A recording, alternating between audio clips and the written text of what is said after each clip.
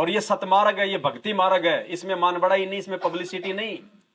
इसमें भले एक आदमी, ध्यान से सुनो, परमात्मा कहते हैं चारों युगों में एक आत्मा भी अगर मेरे साथ सतलोक जाने को तैयार हो जाए तो गुरुदेव ने बताया कि मैं समझूंगा मेरा मिशन सफल हो गया। एक भी अगर चला जाए तो,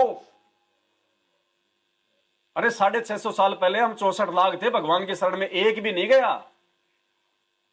और ये ना समझना पिछली पीढ़ी है, यहां पे ट्रकों के ट्रक भर के जाएंगे। ये तो बोलना पड़ता है गुरु जी को। 650 साल पहले भी बोला करते थे, सतयुग में भी बोला करते थे।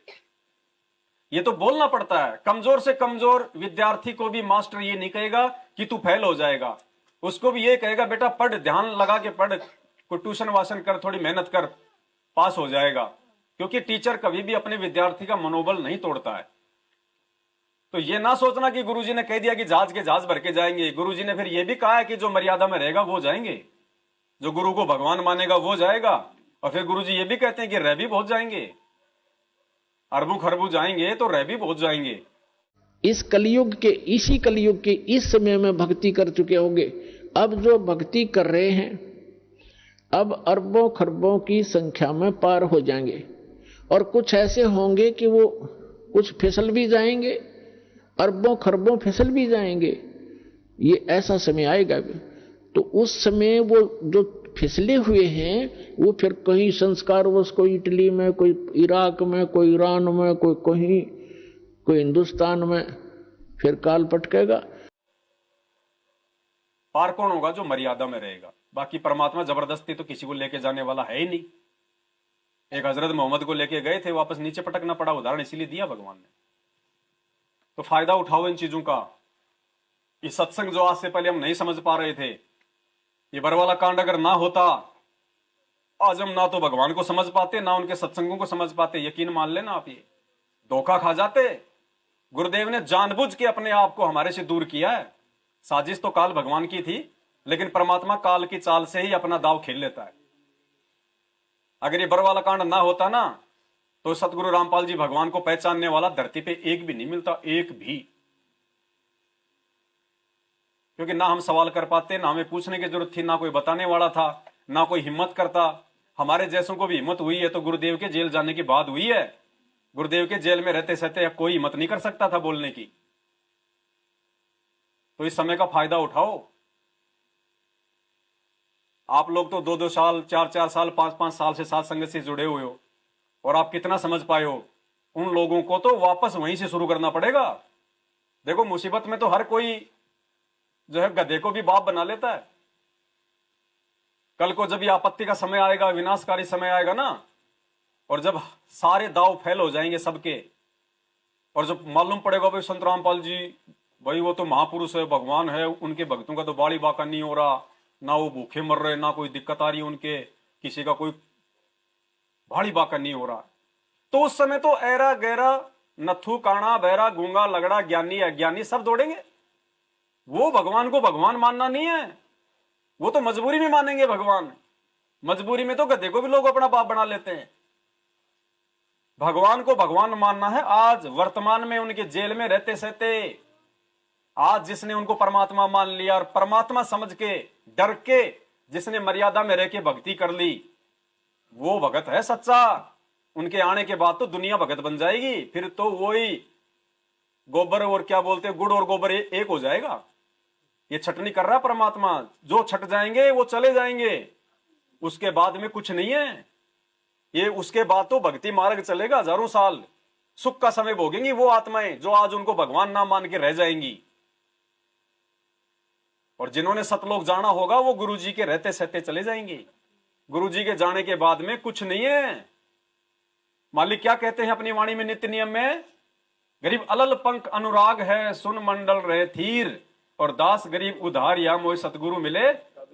अलल पंख की जगह परमात्मा ने उदाहरण दिया अपने स्वयं का कि वो परमेश्वर अलल पंख की तरह आता है यहाँ पे, इस काल लोक में, इस पृथ्वी लोक में। और क्या करता है वो अलल पंख का बच्चा? ऊपर से आएगा, उन्हीं में रहेगा, खेलेगा, खाएगा, विचरण करेगा, लेकिन उसकी सुरती कहां रहेगी? अपने मां बाप में। और जब वो वहां से जाएगा तो क्या करता है? 5 हाथी बताए परमात्मा ने। कितने लेके जाता है? 5। क्या वो दोबारा आके लेके जाता है? दोबारा तो अंडा ही आएगा, वो नहीं आएगा। वो जितने एक बार में ले गया उतने ले गया, उसके बाद कोई हाथी नहीं जाएगा फिर ऊपर। ये उदाहरण दिया परमात्मा ने, क्योंकि अभी 1 तारीख से हम लोग भक्ति बोध के सरलार्थ पे चलेंगे। भक्ति बोध का पूरा सरलार्थ परमात्मा की दया से हम लाइव साथ संगति के माध्यम से ऑनलाइन हम चलेंगे। बहुत सारे गहरे रहस्य परमात्मा ने छुपा रखे हैं, हमारा विश्वास बढ़ेगा उसमें। तो ये परमात्मा उस अलल पक्षी की तरह है, जितना ये ले गया सो ले गया। इसके जाने के बाद उम्मीद ना करना कि परमात्मा और ले जाएगा। तो पुण्यात्माओं, कोशिश करो कि उनमें हमारा भी नंबर आ जाए। ये हकीकत मान लेना आप, भगवान किसी का दिल तोड़ के नहीं जाएगा। परमात्मा जब यहां से जाएंगे, सतलोक जैसी भी वो लीला करेंगे, उस समय भी भगवान ये कह के जाएगा कि बच्चों भक्ति करना और तुम सतलोक में आते रहोगे।